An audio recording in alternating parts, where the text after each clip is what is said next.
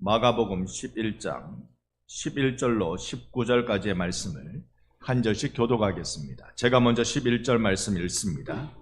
예수께서 예루살렘에 이르러 성전에 들어가사 모든 것을 둘러보시고 때가 이미 저물매 12 제자를 데리시고 베다니에 나가시니라. 이튿날 그들이 베다니에 나왔을 때 예수께서 지장하신지라. 멀리서 잎사귀 있는 한 무화과 나무를 보시고 혹 그 나무에 무엇이 있을까 하여 가셨더니 가서 보신즉 잎사귀 외에 아무것도 없더라.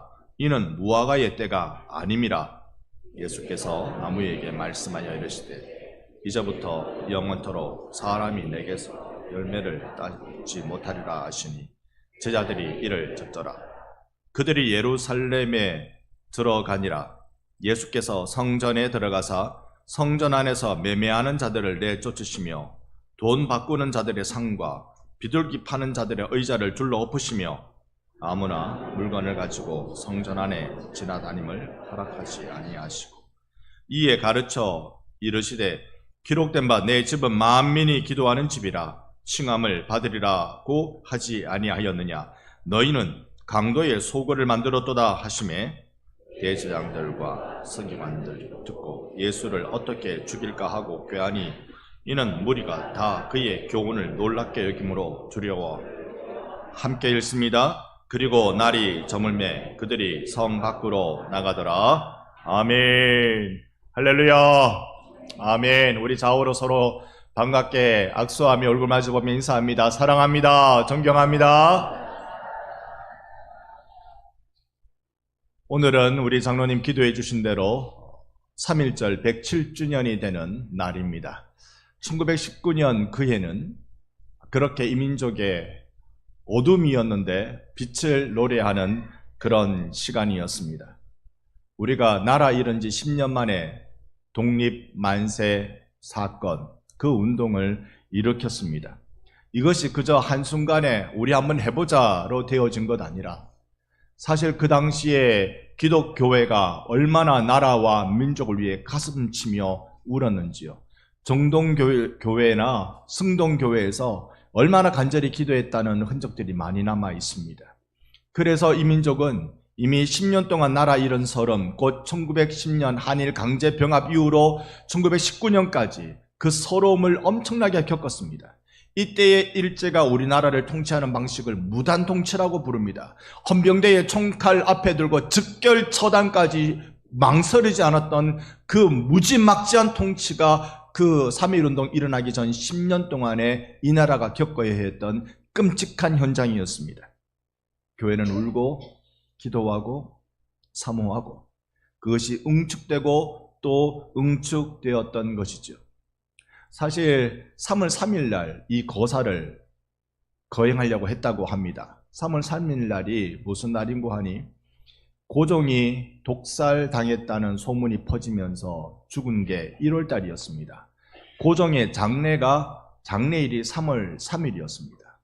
그런데 이미 그때 장례일의 일부는 이 민족에 뭔가 대단한 일이 일어날 거라고 강제로 군사력을 동원한 상태였습니다.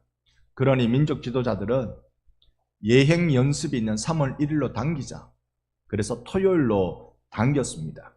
처음에는 탁골공원에서 독립선언문을 낭독하고 대한독립 만세운동을 일으키려 했습니다. 그런데 민족 지도자들이 곰곰이 생각하니까 그랬다가는 이게 당일날 결정입니다만은 그랬다가는 큰 무력 충돌이 일어날 것 같아서 태화관이라는 요리집이라는 표현은 사실 술집을 이야기하는 것입니다. 태화관이라는 요리집에 모여서 거기서 독립선언문을 오후 2시에 낭독합니다. 사실 오후 2시에는 탁골에서 낭독하고 만세 시위를 계속 벌이려고 서로 간에 알고 있는 사람들 다 약속을 해놓은 상태거든요. 탁골에 있는데 민족 지도자들이 나타나지 않고 2시에 이 선언문을 읽어야 되는데 사람들은 그저 그것을 기대하고 10년 동안 억눌렸던 가슴을 크게 외쳐 통안이 여기면서라도 만세를 부르고 싶었는데 지도자들이 오지 않았던 거예요. 그래서 한 전해오는 야사, 이게 우리 민족의 서사이기도 합니다만 이렇게 이야기되어지기도 합니다. 한 학생이요, 사실 그때 모여든 사람들은 몰래 만든 태극기를 가슴에 품고 있었어요.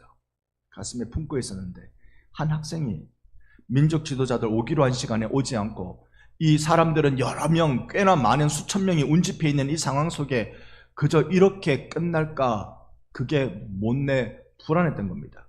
그래서 혼자 옥눌린 마음에, 억한 마음에 크게도 외치지 못하고 조용히 대한독립 만세.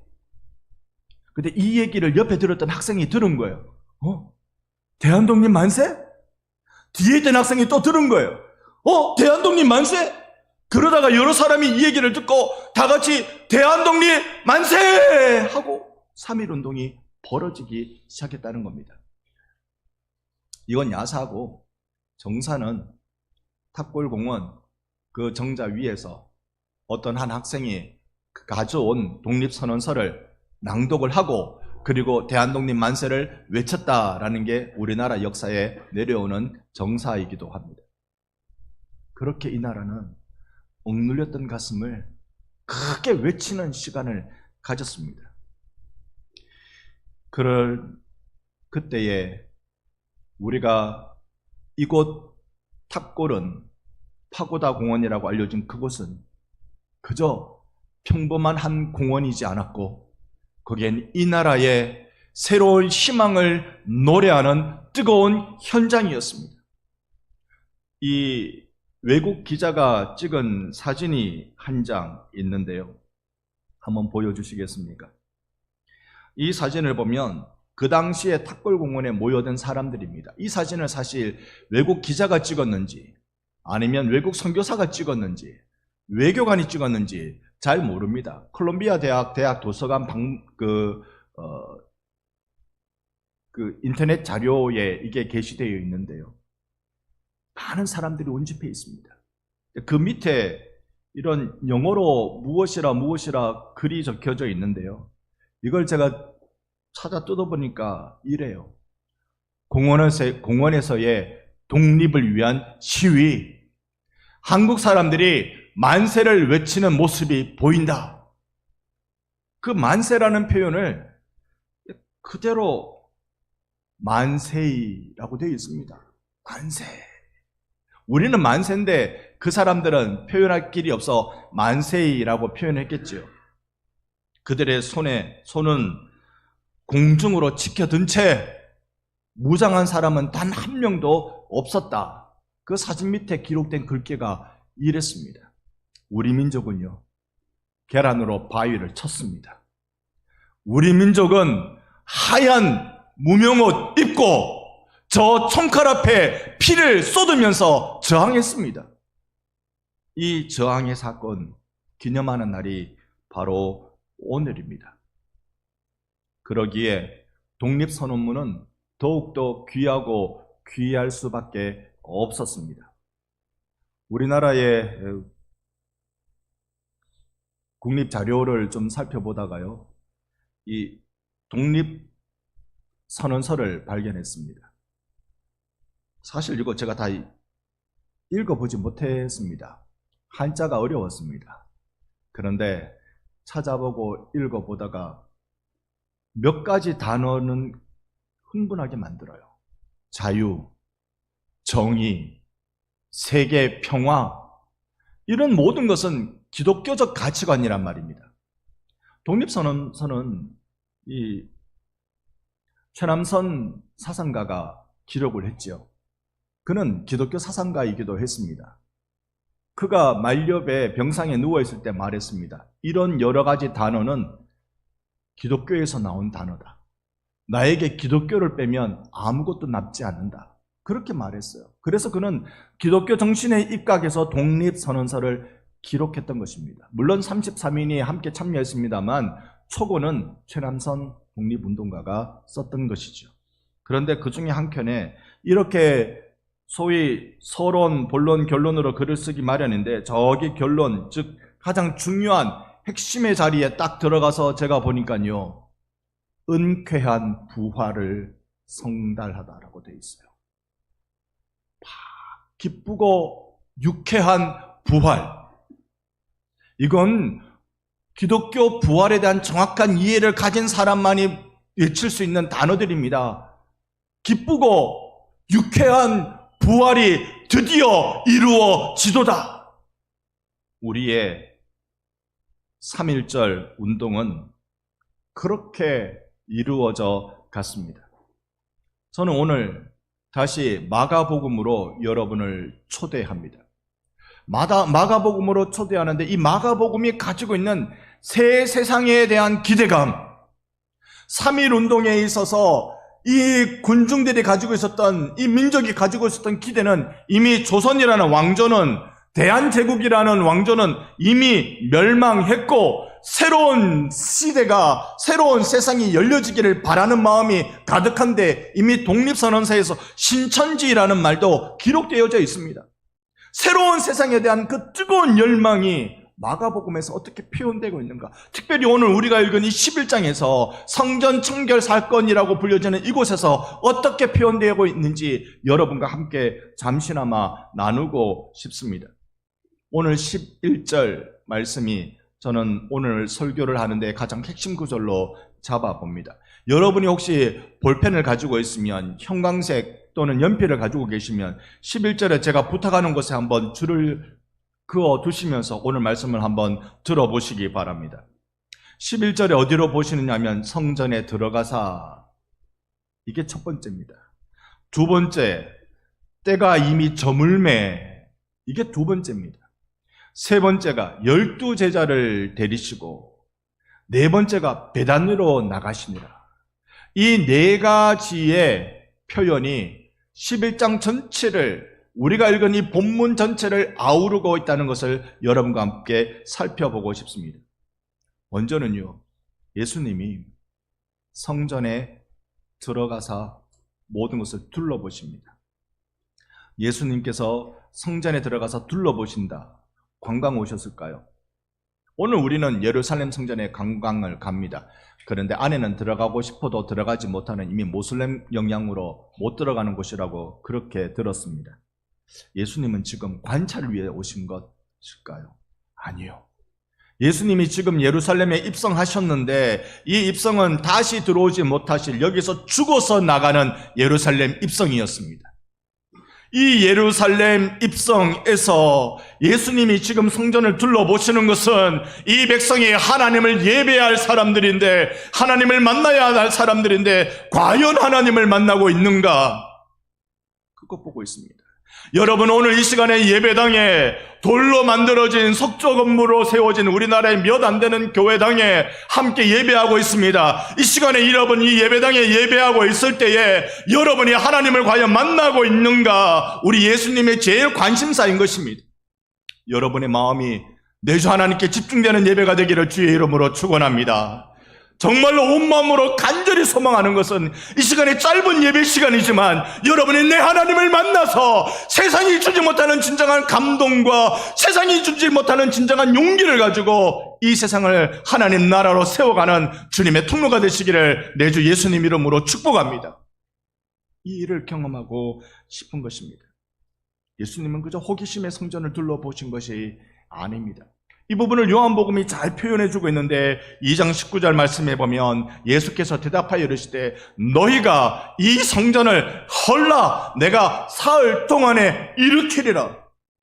지금 이 예루살렘 성전은, 물론 솔로몬 성전은 무너졌지만 스룹바벨이 세운 성전, 거기에 헤롯이 엄청나게 공을 들여서 지금 46년째 공사하며 확장하고 있는 이 예루살렘 성전을 너희들이 허물어라. 왜? 이 성전의 역할은 끝났다. 그림자 성전의 역할은 끝났다. 진짜 성전이 내가 왔다. 내가 사흘 만에 이 성전을 짓겠다. 사흘 만에 짓겠다는 말씀은 십자가에서 죽으시고 그리고 무덤에서 부활하시고 예수님의 죽으심과 부활로 성전을 일으키겠다고 말씀하신 것입니다. 그래서 교회는, 성전이라고 말하는 교회는 건물을 의지하는 것이 절대로 아닙니다. 우리 교회 들어올 때 여러분 앞에 글씨 2개가 있는 것, 진한 녹색으로 2개의 글씨 있는 거 보실 겁니다. 성전이라고 쓰여져 있습니다. 과연 건물이 성전인가? 예수님 아니라고 하시는 거예요. 건물은 허물어라. 건물이 성전이 되지 못한다. 진짜 성전은 십자가와 부활이 있는 곳이다. 여러분, 그래서 우리 교회는 예수의 죽으심을 강조하는 교회가 되기를 소망합니다. 그래서 강단에서는 언제나 피냄새가 나야 돼요. 예수의 피냄새가 있어야 됩니다. 여러분 심령 속에 예수의 피냄새가 없으면 여러분의 죄악을 해결하지 못합니다. 오늘 여러분, 그 어떤 것보다도 오늘 예배 시간에 이 성전에서 예수의 피냄새, 예수의 피맛, 예수님의 피의 향기를 여러분 느끼고 맛보시기를 바랍니다. 이달 말에 우리는 성찬식을 할 겁니다. 그저 포도주 먹을 데 없어서 온 것 아니지요? 배가 고파서 그 조그만 손가락 발만한 그 카스테라 하나 입에 넣겠다고 오는 거 아니지요? 우리가 예수의 죽음, 피곤새가 살아있는 우리 교회가 되기를 소망합니다. 그리고 예수의 부활이 있기 때문에 우리는 없는 용기 일으켜 세웁니다. 부활이 있기 때문에 남들이 전부 다 벼락부자 된다고 말할 때 가만히 앉아서 벼락거지 되고 있는 겁니다. 부활이 있기 때문에 남들은 살려고 발버둥 칠 때 나 예수를 위해 죽겠소라고 나서는 이들이 일어서는 것입니다. 부활이 있기 때문에 지난 내 인생 회한으로 끝내지 않고 미래 곧 하나님 나라를 기대하며 살아갈 수 있게 되는 것입니다. 오늘 우리의 예배는 예수의 죽으심과 예수의 부활 그 한가운데서 용솟음 치는 하나님의 은혜를 누리는 시간 되기를 주의 이름으로 축복합니다. 새 성전의 등장은 타락한 성전의 책망으로 시작되기 시작했습니다. 내가 다시 짓겠다. 그리고 성전을 둘러보시고 다음에 중요한 말이 12제자를 데리시고 라고 말씀드렸습니다. 이제 백성의 교환입니다. 백성의 교체입니다. 구약에서의 백성은 혈통을 강조하는 이스라엘 백성이라고 알았습니다. 그러나 신약에서 하나님이 하나님 나라의 백성을 대체하십니다. 그게 12제자, 12사도, 12지파를 상징하는 예수를 따르는 자들. 그래서 신약의 하나님 나라 백성은 예수 따르는 여러분과 제가 하나님의 백성인 줄 믿습니다. 우리로 바꿔준 거죠. 왜요? 구약의 체제인 성전으로는 이제 하나님께 이들을 모아 드리는 그 집중력을 감당하지 못하기 때문에 그런 것입니다. 에베소서 2장 15절에 이렇게 말씀합니다. 법조문으로 된 계명의 율법을 폐하셨으니 이는 이 둘로 자기 안에서 한 세 사람을 지어 화평하게 하시고, 이 둘은 유대인과 이방인 말합니다. 이들을 합해질 수 없는 이들을 하나로 한 세 사람, 한 세 인류, 한 세 인종을 만드셔서 화평하게 하셨다라고 알려줍니다. 우리는 이방인이냐 유대인이냐, 오늘 우리로 치면 한국 사람이냐 아니냐 이걸로 차별하고 따지고, 여러분 그거 하나님 나라에 용납되지 못하는 일입니다. 있을 수 없는 일입니다. 오직 예수의 피로 하나가 된 하나님의 자녀가 된 한 세 사람, 새 인류, 신인류가 이 세상을 바꾸는 하나님의 강력한 생명의 무기가 되는 줄 믿습니다. 어제와 오늘 사이에 세계의 또 다른 전쟁이 시작되었지요. 다들 알고 계실 것입니다.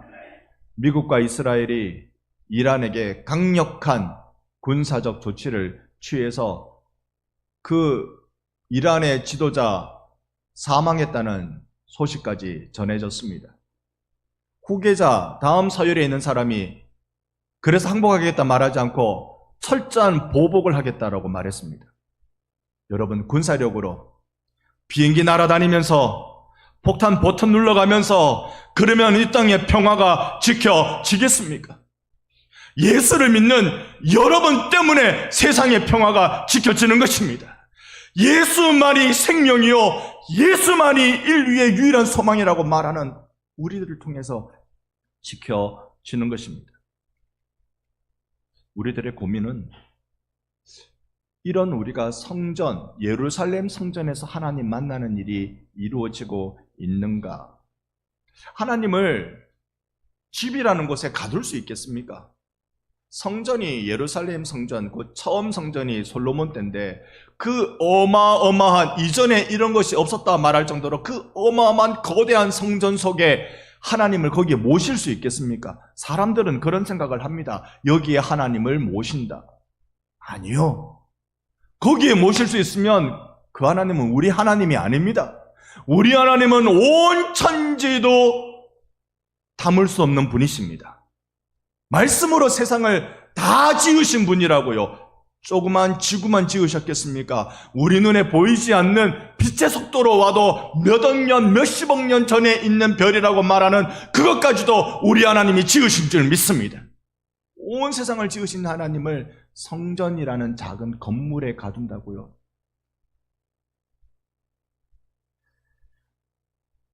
이미 솔로몬이 성전을 지을 때 그런 의도로 짓지 않았습니다. 열왕기상 8장 29절 30절에 알려주는데 한번 교독하겠습니다. 주께서 전에 말씀하시기를 내 이름이 거기 있으리라 하신 곳 이 성전을 향하여 주의 눈이 주야로 보시오며 주의 종이 이곳을 향하여 비는 기도를 들으시옵소서. 이곳을 향하여 기도할 때에 주는 그 간구함을 들으시되 주께서 계신 곳 하늘에서 들으시고 들으시사 사하여 주옵소서. 아멘. 여러분 유심히 이 구절을 한번 보십시오. 하나님 여기 계십니까? 하나님의 얼굴이 여기를 향하시는 겁니다.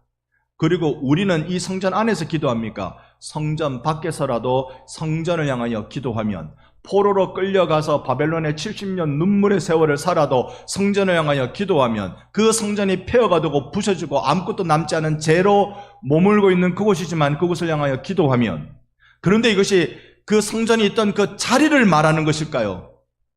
어느 종교는 자신들이 생각하는 성지, 그곳을 향하여 시간만 정해놓고 그쪽을 향하여 절을 하고 기도한다고 합니다. 그런 의미이겠습니까?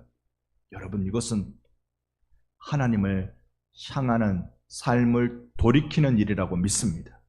내가 내 마음대로 살다가 기도 안 해도 되고 세상 바쁘고 그저 어쨌든 주일날 출석은 하고 얼른 목사님 설교 빨리 안 마치나 돌아가야 되고 오늘따라 찬송은 너무너무 좋아서 이 찬양대의 찬양에 감동하다가 목사님이 설교하니까 갑자기 졸음이 몰려오고, 예, 여러분이 졸리운 건 저의 탓이고 성경에 보면 하나님이 여러분을 너무 사랑해서 그런 것 같고, 그렇지만요, 우리가 정말로 내 삶의 방향이 만군의 주 하나님께로 집중되는 것, 그게 성전이 요구하는 우리의 삶입니다. 그래서 우리가 여기 이 자리에서 간절히 기도할 수도 있지만 전혀 기도할 장소가 아닌 것 같은 그곳에서도 하나님은 그 기도를 받으시는 줄 믿습니다. 그러는 거예요. 이 하나님께 기도해야 될, 하나님을 향하여 기도해야 될 이 성전이 예수님 당시에 어떤 모습이었는가 하니 오늘 보고해 주기로 이렇습니다. 11절에 보면 세 번째 중요한 게 두 번째 중요한 게 이미 저물매. 이게 그저 해가 졌다라는 뜻이기도 합니다만 마가복음에서는 항상 이런 용어들을 특별한 의미로 사용을 많이 합니다. 오늘 우리가 읽은 본문 11절과 19절에 양쪽 다 저물매라는 표현이 반복되고 있어요. 딱 이 표현으로 양쪽에 가둬두고 있습니다. 성전이 제 기능을 못하고 있다. 왜 못하고 있을까요? 13절, 14절 교독합니다. 멀리서 잎사귀 있는 한 무화과 나무를 보시고 혹 그 나무에 무엇이 있을까 하여 가셨더니 가서 보신즉 잎사귀 외에 아무것도 없더라. 이는 무화과의 때가 아님이라.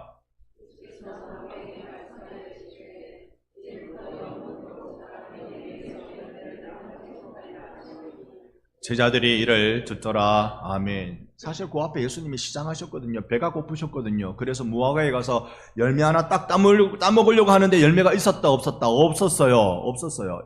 지금 무화과에 열매 아닌 잎은 무성했는데, 그래서 13절 끝자락에 무화과의 때가 아니다 라고 설명합니다. 그러면 예수님 지금 뭐 하신 겁니까? 우물에서 숭늉 찾으셨습니다. 지금 무화과의 때가 아닌데, 열매 맺을 때가 아닌데 열매를 달라고 하셨으니, 또 그랬다고 열매를 안 줬다고 이 무화과를 저주해서 바짝 말라버리게 하셨으니 예수님이 자연을 훼손하셨네요. 이럴 수가 있습니까?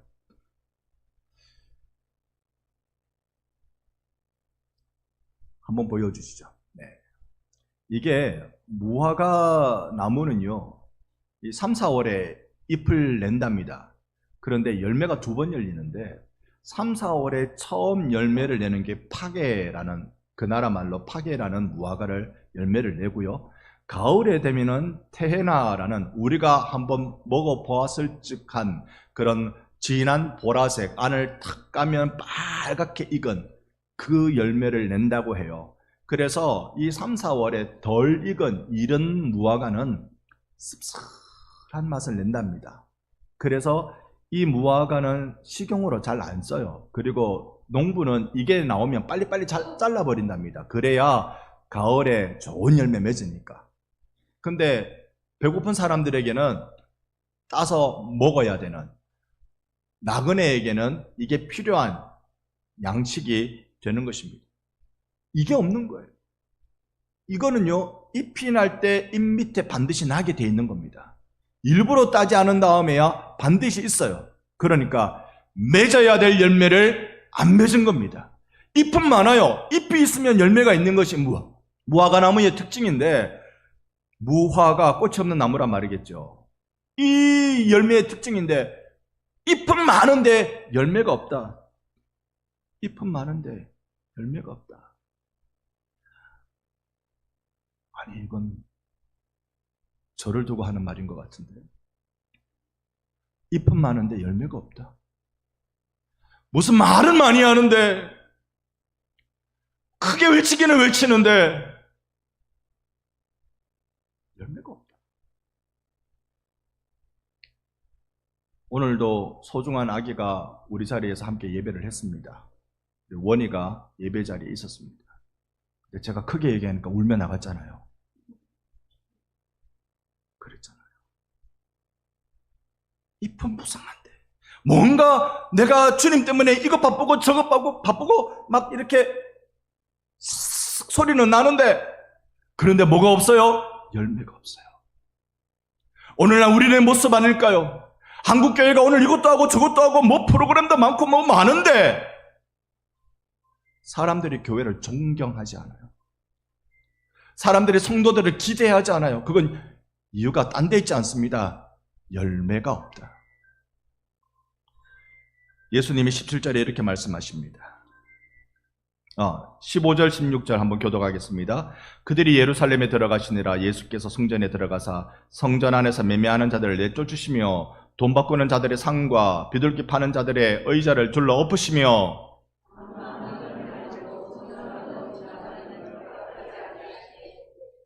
성전에서 예수님이 분노하십니다. 이 분노는 이 성전을 장사치로 만들어 버린 것에 대해서 분노하십니다. 한번 보여주시면, 예루살렘에 가신 분들은 이걸 한번 보셨다고 해요. 이게 성전 모형도입니다. 성전 모형도 곧 3차 성전인 헤롯 성전의 모형도인데요. 가운데에 이 모습을 여러분 보고 계십니다마는, 여기에서 좌우로 큰 마당이 있죠. 이 좌우에 있는 이 마당들, 이걸 이방인의 뜰이라고 부릅니다. 그러니까 유대인들이 아닌 이방인이 성전에 오고 싶으면 여기까지 올 수 있어요. 더는 못 옵니다. 이 안으로는 이 여인들의 뜰, 남자들의 공간 뭐 이렇게 되어 있습니다만 여기에 좌우에 이 넓은 곳을 이스라엘 사람들이 뭘로 바꿨냐면 장사하는 시장으로 바꿨습니다.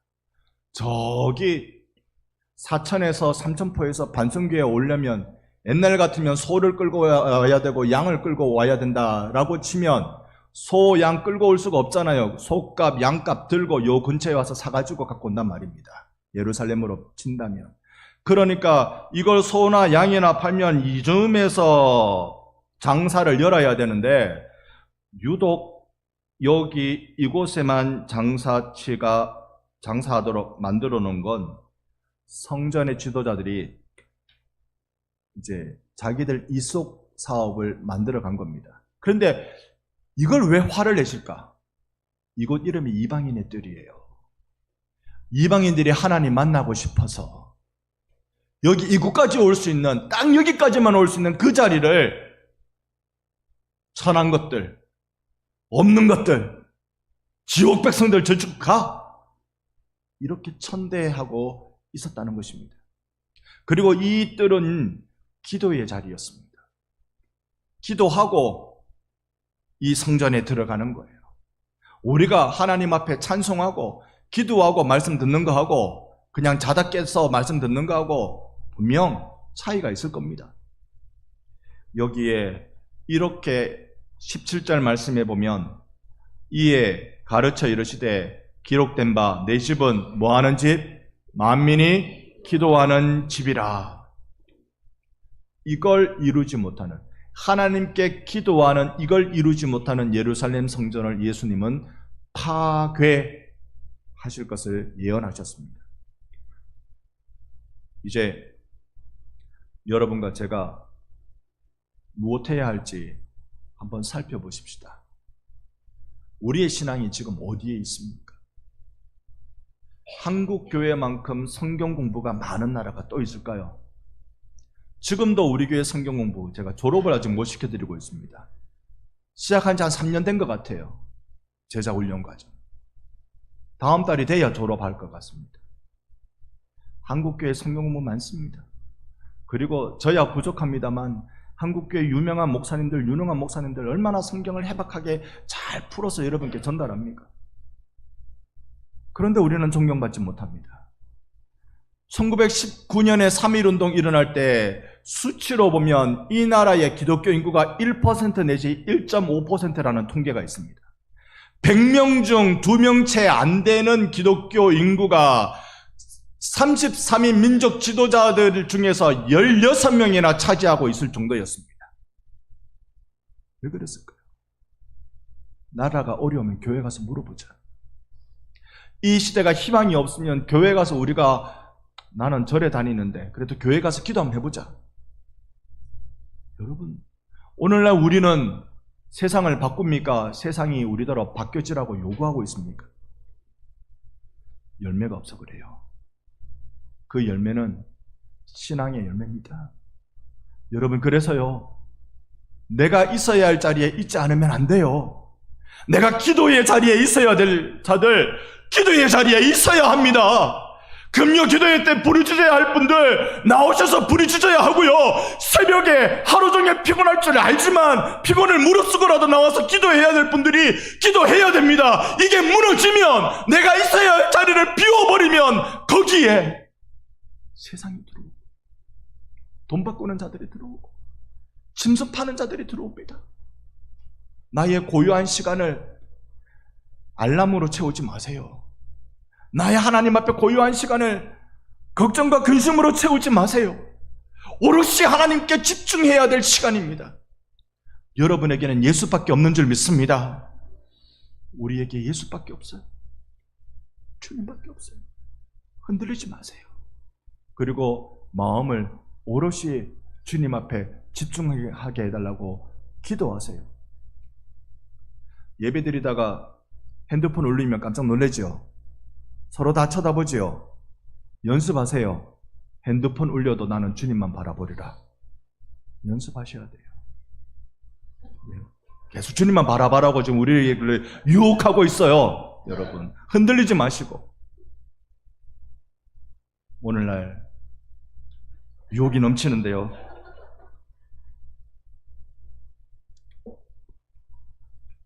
오늘날 우리는 어디에 내 마음을 쏟아야 할까요? 다시 집중합시다. 그리고 내가 있어야 될 자리를 비워둔 걸 회개해야 합니다. 하나님께 집중해야 될 그 마음을 다른 곳으로 집중했다면 회개해야 됩니다. 어느 집사님이 그러더래요. 목사님, 나 요즘 기도할 시간 없어요. 기도할 시간 없어요. 제가 한번 여쭤볼게요. 여러분 하루 중에 핸드폰을 몇 번 보십니까? 누가 통계를 냈는데요. 보통 핸드폰을 자주 쓰는 사람들에게 하루 종일 핸드폰 비밀번호 푸는 거, 화면 보기 위해서 푸는 거 100회가 넘는답니다. 여러분 시간 없어 기도 못하세요? 핸드폰 꺼버리세요. 주님 만날 동안 꺼버리세요. 급한 전화 오면 켜놔도 급한 전화 안 옵니다. 꺼도 괜찮습니다. 내 마음을 흔들리지 마세요. 다시 우리 마음 모읍시다. 집중합시다. 십자가와 부활 그 속에만 우리가 있어야 될 줄 믿습니다. 함께 찬양하겠습니다.